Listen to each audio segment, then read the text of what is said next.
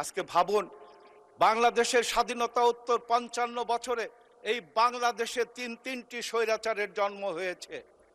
প্রথম স্বৈরাচার স্বাধীনতা যুদ্ধের ঘোষণা দিয়ে যুদ্ধের ময়দানে জীবন বাজি রেখে যিনি এই স্বাধীনতা এনে দিয়েছেন, সেই শহীদ প্রেসিডেন্ট জিয়াউর রহমানের স্বাধীনতা যুদ্ধের সমাপ্তির পরে পশ্চিম পাকিস্তান থেকে নিরাপদে বিমানে বাংলাদেশের মাটিতে নেমে যিনি প্রথম স্বৈরাচার হিসাবে নিজেকে প্রতিষ্ঠা করেছিলেন, সেই শেখ মুজিব।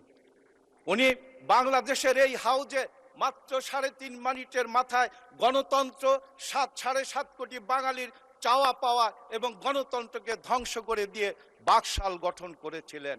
অর্থাৎ এক দেশ, এক নেতা, এক দল, অর্থাৎ কারো কথা বলার অধিকার ছিল না। গণতন্ত্রকে হত্যা করে উনি বাকশাল তৈরি করে এই বাংলাদেশের স্বাধীনতা এবং গণতন্ত্রের বিরুদ্ধে অবস্থান নিয়ে প্রথম স্বৈরাচারের ভূমিকা নিয়েছিলেন শেখ মুজিব। দ্বিতীয় স্বৈরাচার হিসাবে যিনি এসেছিলেন, তার ইতিহাস আপনারা সবাই জানেন, স্বৈরাচার এরশাদ, যার নামের আগে আমরা স্বৈরাচার হিসাবে আখ্যা দিয়ে তাকে বলি স্বৈরাচার এরশাদ। তিনি ৯টি বছর এই দেশটা পরিচালনা করেছেন বন্দুকের নল দিয়ে। সেই স্বৈরাচারের পরে সর্বোপরি গত ১৫ বছর এই বাংলাদেশের মানুষের প্রতিটি মানুষের হৃদয়কে ক্ষত বিক্ষত করে দিয়ে, দেশের স্বাধীনতা বিপন্ন করে দিয়ে, দেশের মানুষের গণতান্ত্রিক অধিকার হরণ করে, বিনা ভোটে দিনের ভোট রাত্রে করে এই বাংলাদেশটাকে ধ্বংসের দ্বার প্রান্তে পৌঁছে দিয়ে এই বাংলাদেশ থেকে পালিয়ে যেতে বাধ্য হয়েছেন সেই শেষ স্বৈরাচার শেখ হাসিনা। ভেবে দেখুন, বারবার স্বৈরাচারের জন্ম হয়েছে, আর বারবার একটি পরিবার থেকে বিপ্লবীর জন্ম হয়েছে। বিপ্লবী শহীদ প্রেসিডেন্ট জিয়াউর রহমান নিজের জীবনকে বাজি রেখে যুদ্ধের ঘোষণা দিয়ে এই বাংলাদেশের মাটিকে স্বাধীনতা করেছিলেন। বিপ্লবী বেগম খালেদা জিয়া ৯ বছর আন্দোলন সংগ্রাম করে এরশাদকে পদত্যাগ করতে বাধ্য করে গণতন্ত্রকে রক্ষা করেছিলেন। বিপ্লবী তারেক রহমান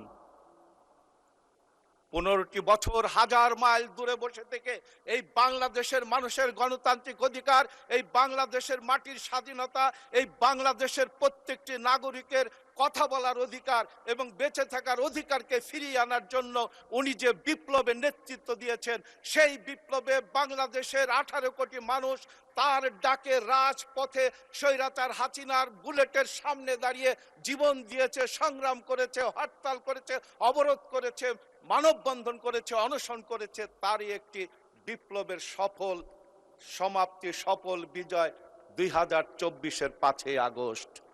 ভেবে দেখুন, একটা পরিবার থেকে তিনটি বিপ্লবীর জন্ম হয়েছে, আর স্বাধীনতা উত্তর ৫৫ বছরে এই বাংলাদেশে বারবার স্বৈরাচারের জন্ম হয়েছে। আমরা কি কখনো ভেবে দেখেছি এই জিয়া পরিবারের এই বাংলাদেশের অবদান? এই জিয়া পরিবার এই বাংলাদেশটাকে রক্ষা করার জন্য তাদের প্রত্যেকটি পরিবারের সদস্য বিপ্লবী হয়ে উঠেছে।